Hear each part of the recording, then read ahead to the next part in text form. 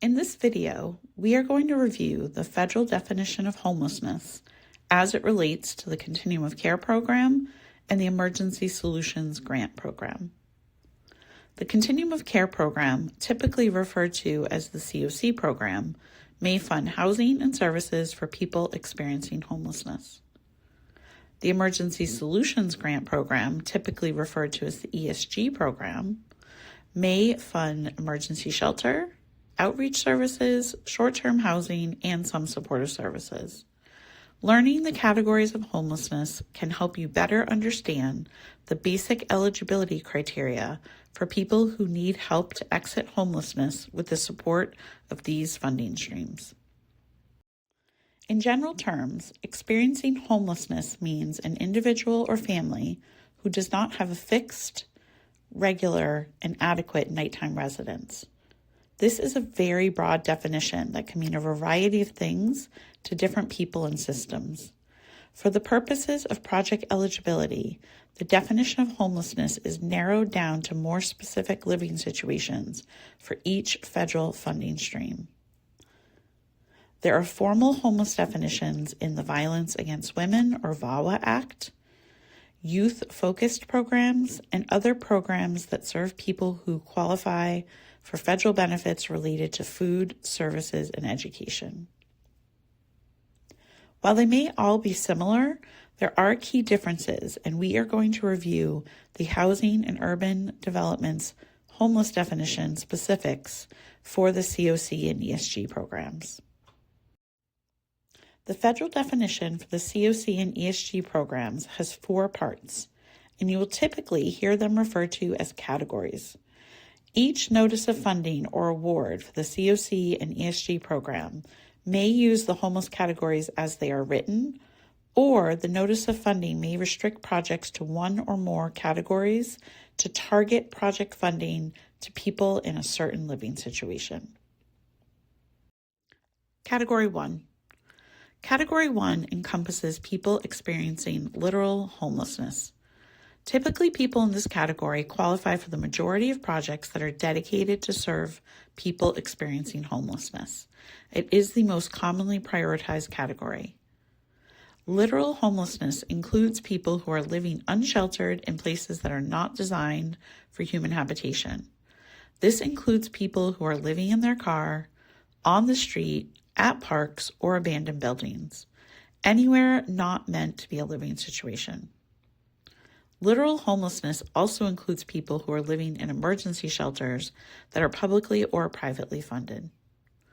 Within a limited scope, people who are leaving institutions or treatment may retain their literal homeless status for up to 90 days, as long as they were living in a place not meant for human habitation or an emergency shelter directly before entering the institution. Category 2. Category 2 encompasses people who are at imminent risk of homelessness. People in this category do not typically qualify for the current homeless response system resources. This category includes people who are going to lose their residence within 14 days and have no other residence to go to, and do not have the financial resources or support network to find other housing.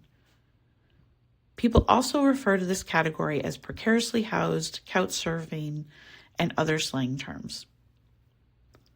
The living situation could be an apartment the family owns, rents, or shares with others, where the living situation demands they move within 14 days. It may also include situations where families have been able to afford a hotel, but they have run out of funds and will be moving to literal homelessness within 14 days. Category 3. We include Category 3 for your reference because it is part of the federal regulations. But please know at this time there are no Continuum of Care or ESG projects authorized to admit people under this category. Stay tuned to future funding notices and awards to keep up to date with allowable homeless living situations each year. Category 4. Category 4 encompasses people fleeing or attempting to flee domestic violence. In many areas, there are grants dedicated to serving people in this category. It's important to know that Category 4 is also broader than just people fleeing or attempting to flee domestic violence. It also includes people who are fleeing or attempting to flee dating violence, sexual assault, stalking, and other dangerous or life-threatening conditions. This category relates to trauma and a lack of safety, including past experiences and expected future violence at the current housing living situation. This includes actions towards the adults and where the safety of children is being jeopardized. A household must also not have another residence where they can live, and they would lack the resources and supports to get to a permanent living situation on their own.